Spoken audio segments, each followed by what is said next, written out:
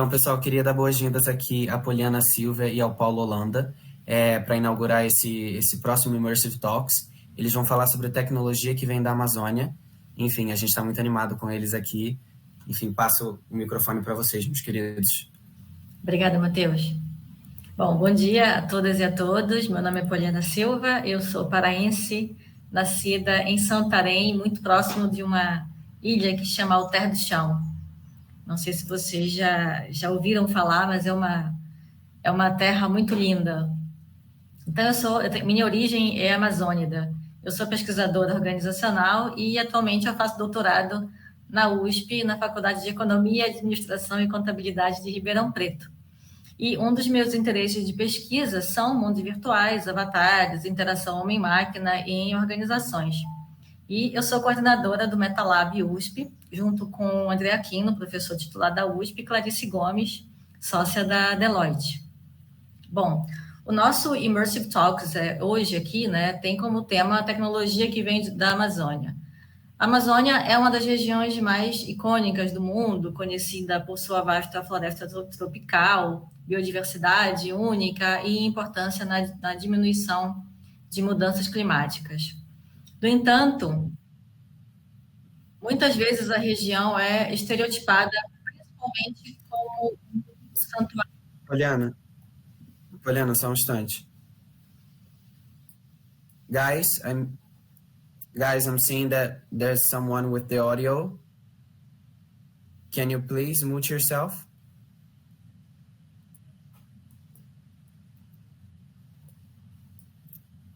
Guys, can you hear me?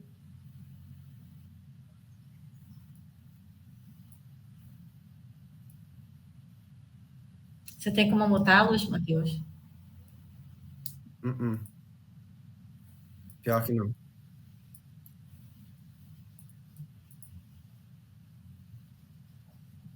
Guys. Hi, everyone. Do you have your mic on? Please turn off.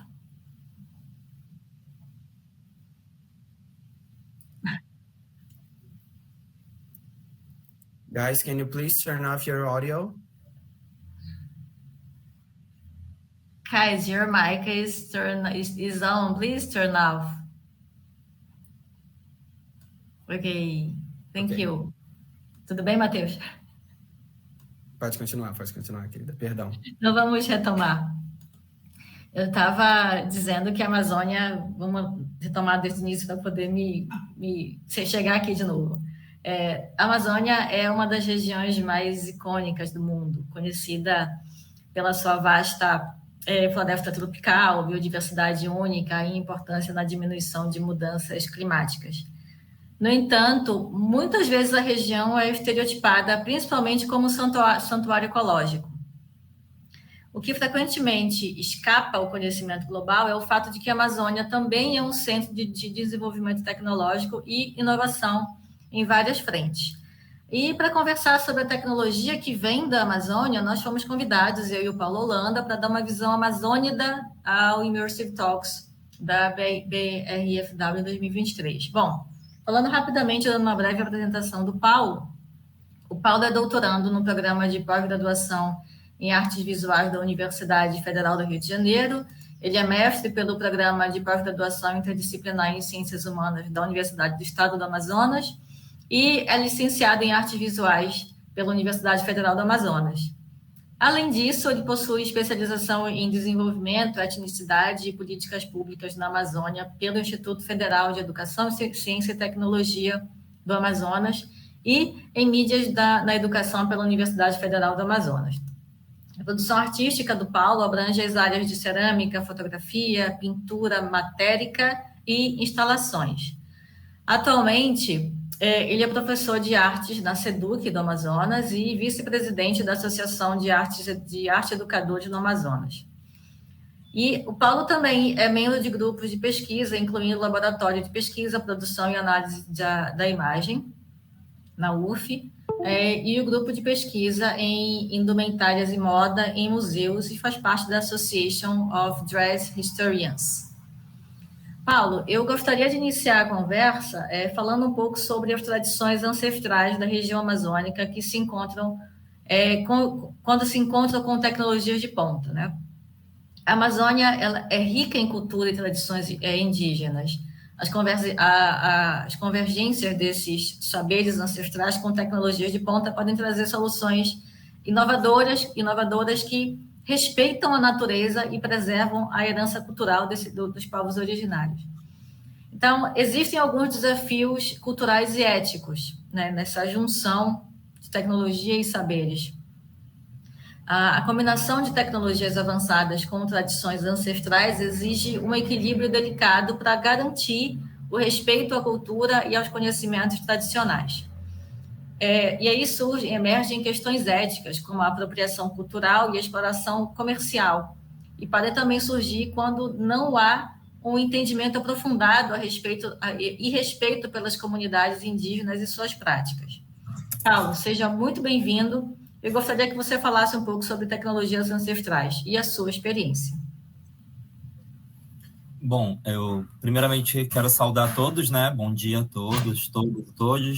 É muito importante esse espaço, né, dentro desse evento tão grande que trata sobre tecnologia e moda. A gente está tendo essa abordagem, né, e esse olhar virado para a Amazônia. Como já foi apresentado, meu nome é Paulo Holanda, eu venho desenvolvendo ao longo da carreira muitos trabalhos com os povos indígenas, né? E assim, a sua pergunta me deixou pensando justamente como que tem virado essa chave dentro da Amazônia, né? A gente tem até então, né, na historiografia aí, na construção desses mundos, sujeitos que chegavam, se apropriavam, né, e eram esses interlocutores desses povos indígenas, né, seja na história da arte, seja na construção, até mesmo da moda, né? A gente tem aí algumas empresas conhecidas que já fizeram coleções no início do século XXI, né, e imersões dentro dessas comunidades e aldeias indígenas, e que hoje em dia a gente tem uma produção feita por próprios indígenas, né? É importante ressaltar que esses espaços são espaços ainda muito difíceis, né, dessa imersão, dessa confluência para esses indígenas, seja pelo distanciamento geográfico ou até mesmo pela estrutura, né, tecnológica que se encontra na Amazônia, né? A gente sabe o quanto é difícil, por exemplo, a conectividade dentro desse país gigantesco de um tamanho continental que é o Brasil, né? E mais ainda quando a gente está falando de Amazônia, né, as dificuldades aí que a gente tem de conectividade. Esses espaços, hoje em dia, eles vão ser ocupados por esses indígenas que vão ser os protagonistas das suas histórias, né? Aí a gente vai ter indígenas que vão estar fazendo um novo movimento decolonial dentro das artes, com produção artística, né, dentro da moda, né, com a própria criação das suas grifes, né, as potências que vão surgindo, porque hoje em dia eles não vão ter esses interlocutores, eles mesmos vão ser os protagonistas de suas histórias, né? Então a gente já teve muitos conflitos em relação à ética dentro disso, né? Como é que vai funcionar, né, esse diálogo entre a empresa, né, esse diálogo entre a iniciativa privada, né, entre o empresário e aí o diálogo com esses indígenas, né? A gente tem aí, por exemplo, um caso que ficou muito famoso, que foi o das Havaianas, né? As Havaianas que foi para o Xingu, pegou os grafismos indígenas, criou uma coleção, né? E depois esses indígenas se sentiram ofendidos porque aqueles grafismos são sagrados para eles e a coleção foi retirada de circulação, né? A gente tem aí também, por exemplo, o caso da Osklen, que em 2016 já vai fazer uma imersão, né, no Acre, ali com os Axanincas, vai levar uma equipe de designers, né? Esses designers vão trabalhar, vão passar uns 2 meses ali, né? E aí surge uma coleção que vai ter um desfile, né, no São Paulo Fashion Week, e eles vão levar esses indígenas para serem os modelos e protagonistas nas passarelas desse produto, né? E hoje em dia a gente tem aí, né, várias mulheres, vários indígenas que possuem as suas grifes, né? Ano passado a gente teve aí a presença do Maurício Duarte na São Paulo Fashion Week como o primeiro desfile, né, por um estilista indígena, né, e a sua marca indígena no São Paulo Fashion Week, que é um espaço de muito privilégio na construção de moda do nosso país, né? Então, assim, a gente consegue ver uma linearidade, né, uma autonomia agora na construção, né, desses protagonistas que são os povos indígenas. Interessantíssima, Paula, a tua fala aqui, porque hoje a gente entende mais do que antes, e eu espero que a gente continue nessa evolução de conhecimento e de compreensão, de que lidar com esses desafios requer uma abordagem muito cuidadosa e também colaborativa, que envolva as comunidades locais, né, as comunidades originárias, os povos originários, envolve também instituições de pesquisa, governo, setor privado, empresários, e deixando uma primeira reflexão aqui para a gente, que é essencial respeitar as vozes e as decisões das comunidades indígenas e garantir que quaisquer benefícios que sejam resultantes da interseção entre tradições ancestrais e tecnologias avançadas sejam compartilhadas de uma forma justa e equitativa. Eu acho que tu tens algum vídeo para mostrar para a gente, correto? Tenho sim. Inclusive, já falando um pouquinho antes do vídeo, a gente tem a construção, né, aqui no Amazonas, do Sidoí, que ele é Piratapuia. Os Piratapuias são povos indígenas que habitam a fronteira do Amazonas, né, ali com a Venezuela e a Colômbia.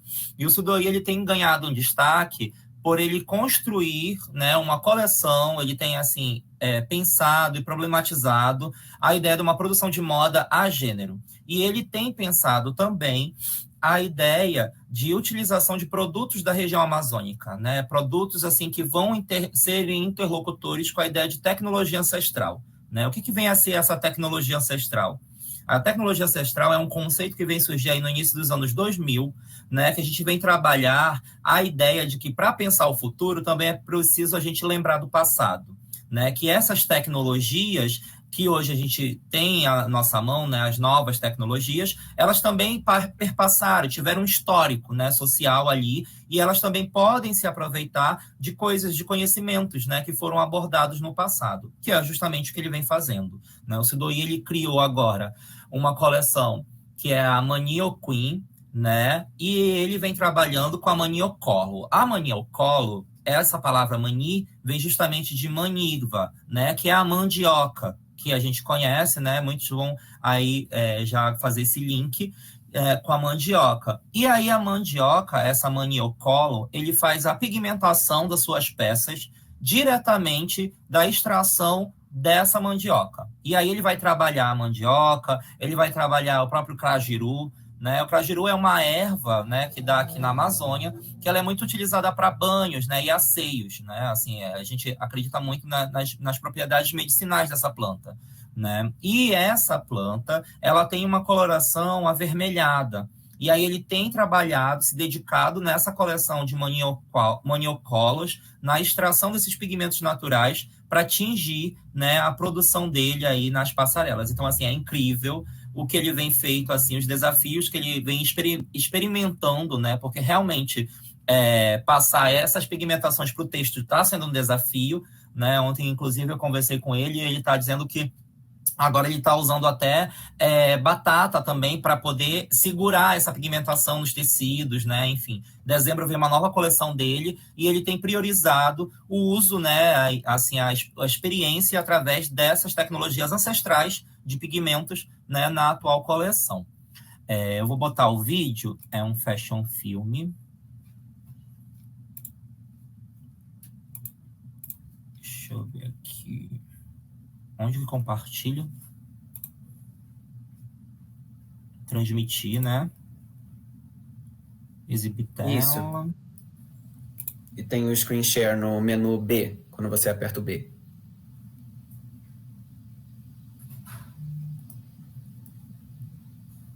Tá conseguindo?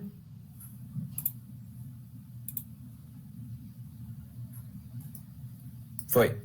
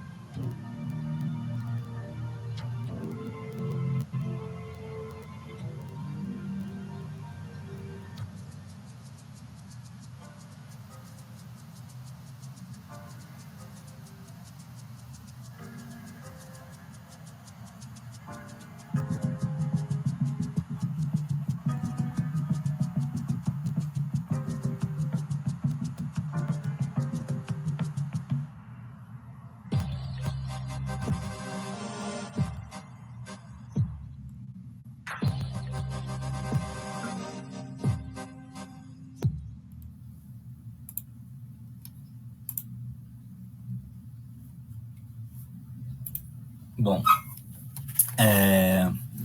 nesse fashion film a gente consegue ver um pouco, né, a produção, né, esse processo todo de pigmento, né, como é a extração, né, vocês puderam ver que ele coloca aí a mandioca em cena como protagonista nesse vídeo, né, porque é justamente essa ideia de que essa tecnologia ela também vai ser alimentícia, mas ela também vai ser artística.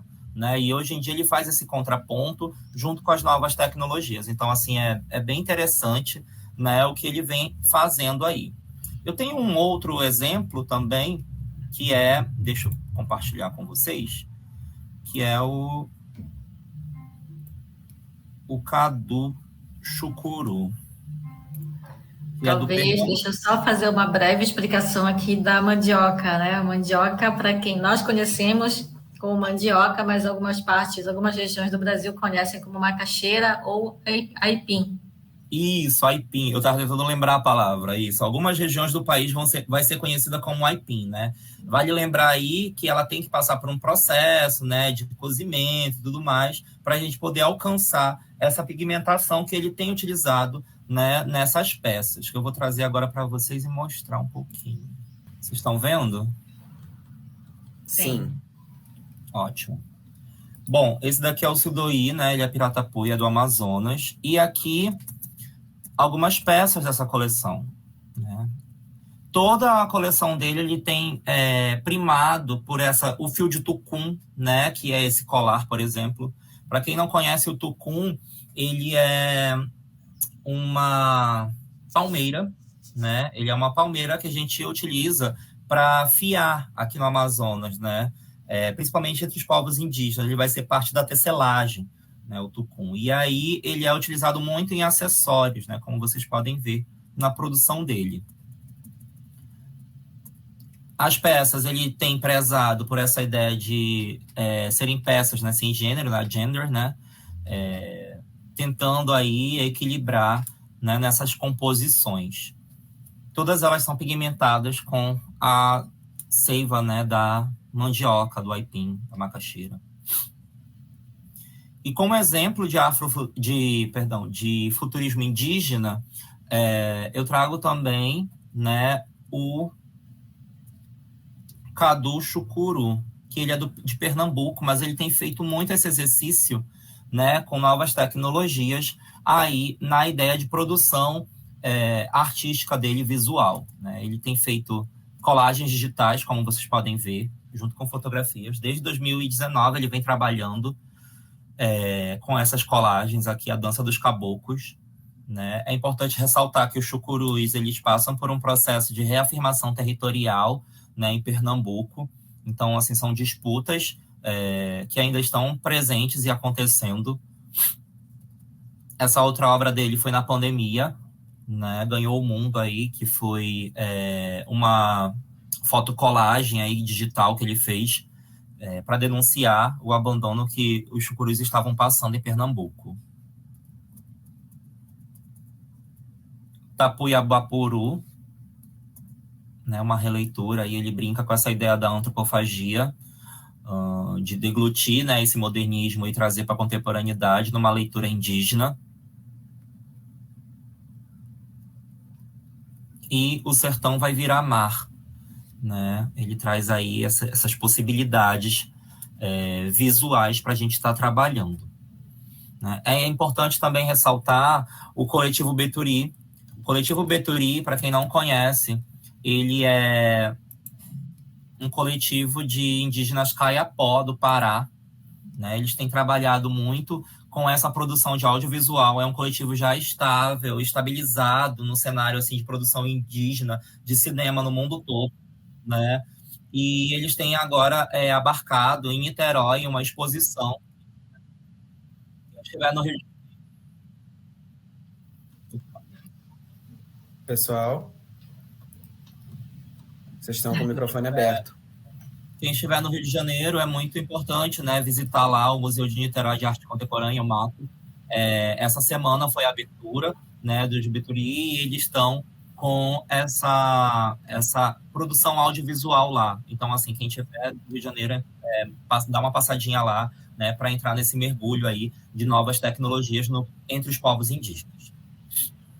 Perfeito, Paulo. Tu destes uma breve curadoria aqui desses artistas que estão trabalhando os saberes amazônicos, né, as tecnologias ancestrais, como tu trazes para a gente aqui, na produção de moda e produção de novas tecnologias também. Eu queria que a gente agora abrisse uma reflexão sobre como promover uma visão equilibrada e sustentável do uso, da produção dessas tecnologias na região, né? Que tipo de obstáculos e desafios esses artistas, ou tu também, né, como na pele de artista amazônida, como tu entendes que a gente pode promover uma sustentabilidade, uma ética e uma responsabilidade no uso e ampliação dessas tecnologias? Eu acho que a gente pensar a ideia de sustentabilidade dentro da Amazônia é uma das maiores necessidades, né? Porque a gente tem tido um grande, como que eu posso falar, um grande gasto de energia, de capital humano, né, que a gente poderia estar recrutando aí para novas temporalidades, né? O que eu venho falar com isso? O que eu quero dizer com isso?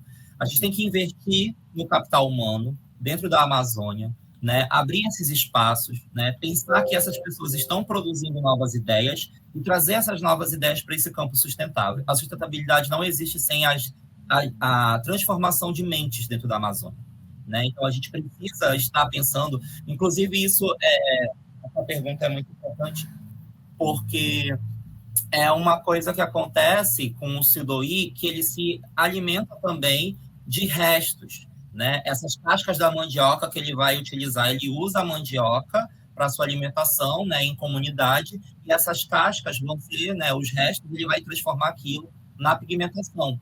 Então, assim, nada é desperdiçado da mandioca, né? Ela vai passar por todo esse processo de sustentabilidade, né? Essa ideia do eco, né? E é uma coisa que a gente tem que pensar de que dentro da Amazônia a gente vive em ecossistemas, né? Então, assim, a ideia de estar na Amazônia, de se utilizar dessa produção, né, também perpassa a ideia de estar andando ali em parceria. Eu acho que a gente já está com o nosso prazo finalizando aqui, mas eu quero chamar a atenção para um evento muito importante que a gente vai ter em 2025 em Belém, que é a COP30.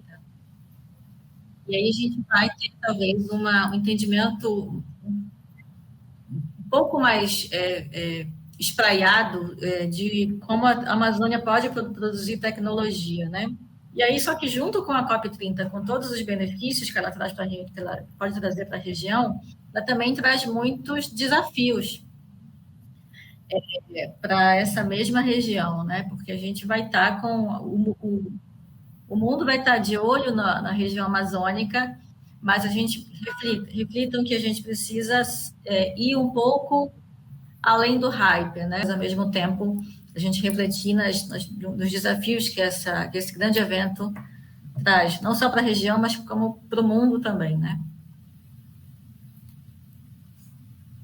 Eu acho assim, eu acredito que esse evento, ele é uma grande oportunidade para a gente estar debatendo, né? Inclusive, eu fiquei muito feliz assim quando Fiquei sabendo que Belém, no Pará, né, vai receber aí esse evento. É muito gratificante trazer para a região norte, né, e assim pensar essas confluências. Por exemplo, Manaus, a gente vai falar de sustentabilidade na produção de moda, vai falar na produção artística e tudo mais, mas Manaus, desde o mês passado, já vai fazer 2 meses, na realidade, né, que Manaus acorda dentro de fumaça, né, das queimadas. Então, assim, está sendo complicado até para respirar dentro de uma cidade, na Amazônia, né, e aí a gente tenta, através dessas nossas produções, né, trazer um pouco aí, né, sinalizar a nossa necessidade, que é pensar uma qualidade de ar para a população, né, é pensar nessa Amazônia em pé.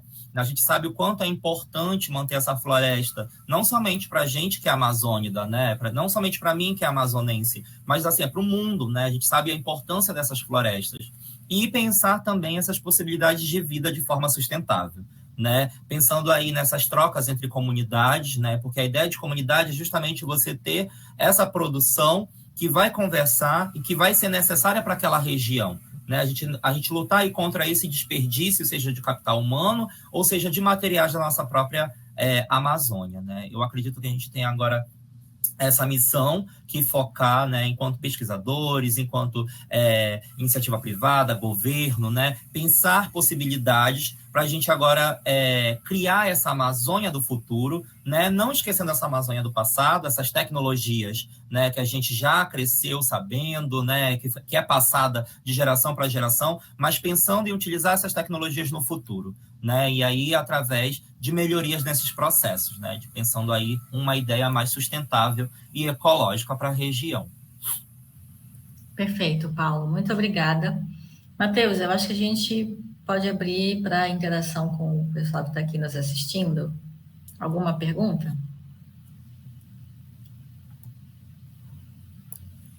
Alguma pergunta, pessoal?